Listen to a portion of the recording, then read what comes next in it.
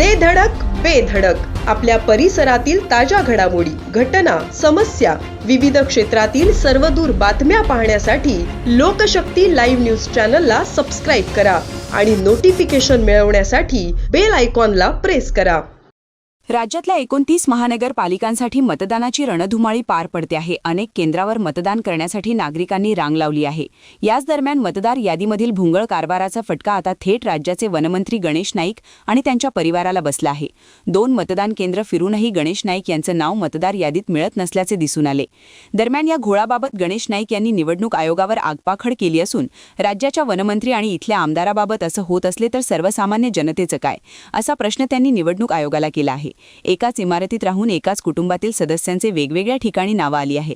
हा सगळा घोळ चिंताजनक असल्याचेही ते म्हणाले। दरम्यान 1 तासाच्या धावपळीनंतर अखेर वनमंत्री गणेश नाईक आणि परिवाराचं मतदान पूर्ण झाले। मात्र यावेळी गणेश नाईक यांनी निवडणूक आयोग यंत्रणेच्या घोळावर गंभीर आरोप केले आहे। यंत्रणा टू दी पॉइंट काम करीत नसल्याचा गणेश नाईक यांचा आरोप आहे। हे बघा, इतक्या वर्ष आम्ही राफा नाईक विद्यालयामध्ये आम्ही मतदान करायचो। त्याच्यानंतर महानगरपालिका शाळा सीबीएसई मध्ये आमचं मतदान केंद्र आलं। यावर्षी सेंट मेरीमध्ये आम्हाला दाखवलं।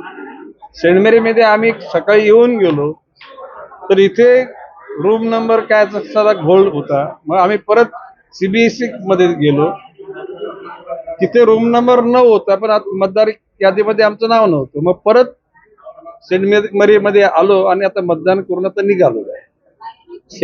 एकूणच निवडणूक यंत्रणा ही टू द पॉइंट काम करते असं वाटत नाही। कन्फ्युजन आहे किंवा कुठल्या तरी दबावाखाली काम करते आणि तणावामध्ये ते काम करतात असं मला वाटायला लागतं। मतदार बंधू भगिनींना मी एकच सांगेन, शेवटी हा तुमच्या आयुष्यातला महत्त्वाचा क्षण आहे। डॉक्टर बाबासाहेब आंबेडकरांनी दिलेल्या अधिकाराचा हा उपयोग करून घेतला पाहिजे। निर्भयतेने मतदान करा, कुठल्याही परिस्थितीत मतदान करायला विसरू नका, योग्य उमेदवारांना मतदान करा आणि लोकशाहीचा जागर कायम चालू ठेवा। दादागिरी करायचा प्रयत्न केला पण पोलिसांनी दादागिरी मोडून काढलेली आतापर्यंत। आता दुपारनंतर काय होतं मला माहित नाही। पैशाचा वापर सुद्धा करण्याचा प्रयत्न केला पण नवी मुंबईच्या जनतेनं तो पैसा नाकारलेला आहे।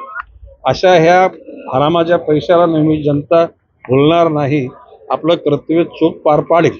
त्या बॅगा आलेल्या त्याची चौकशी, अशा त्या बॅगा तुम्हाला कुठे माहित असेल ते मला सांगा, आम्ही पण त्याला डोस कशाला। प्रशासन हे नवी मुंबईच्या निवडणुकीच्या यंत्रणा ही ढिसाळ आहे असं माझं मत आहे आणि त्यामध्ये जी ढिसाळपणा करणाऱ्या लोकांच्या निश्चितपणे ढिसाळपणा का गेला याच्या चौकशा करायला निश्चितपणे इलेक्शन कमिशनला आम्ही सांगू। लोकशक्ती लाईव्हसाठी अमोल कांबळे, नवी मुंबई।